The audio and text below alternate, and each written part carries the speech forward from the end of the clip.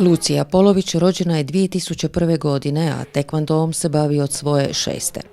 Ova mlada i perspektivna članica tekvando kluba Duga Resa ostvarila je zapažene rezultate u protekloj sezoni.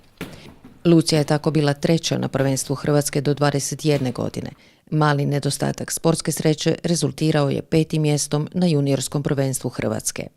Ponovno je bila 3. i broncom se okitila na Croatia Open i na M2 Open turnirima.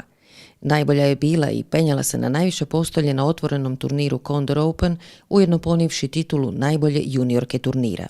Sudjelovala je i na 3 G1 turnira u Sloveniji i Srbiji, osvojivši plasman od 5. do 8. mjesta. Znači, najdrža medalja od prošle godine mi je 3. mjesto sa Croatia Opena. To je G1 turnir, znači kategorizirani turnir za olimpijske norme.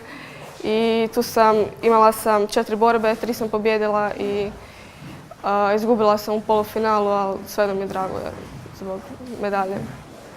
Brojni treninzi, putovanja i sportski nastupi koji su rezultirali svim ovim nagradama i priznanjima ne ostavljaju traga na Lucijinim školskim obvezama.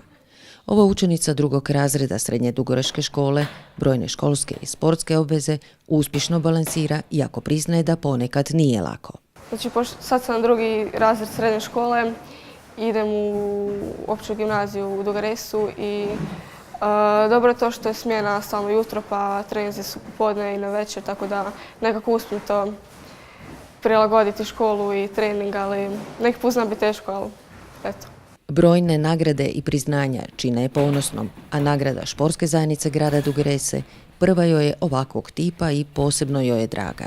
Znači, drago mi je, pošto treniram već 10 godina, da je neko u gradu prepoznao moj rad, pošto treniram već 10 godina, evo zadnje 4 godine svaki dan dolazim na trening i subotom imamo treninge preko ljeta, preko praznika, znači doslovno nemamo odmora, imali smo 3 puta treninge na dan i drago mi je da neko primijetio taj rad, da sam svojim uspjehom mogla to dokazati.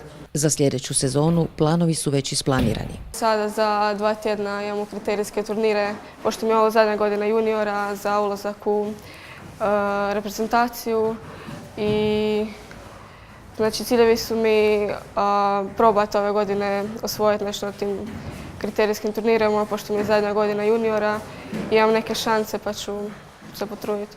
Ostaje nam Luciji poželjeti svaki uspjeh na životnom, školskom i sportskom planu, uz nadu da je i do godine vidimo na dugoreškoj pozornici najboljih sportaša.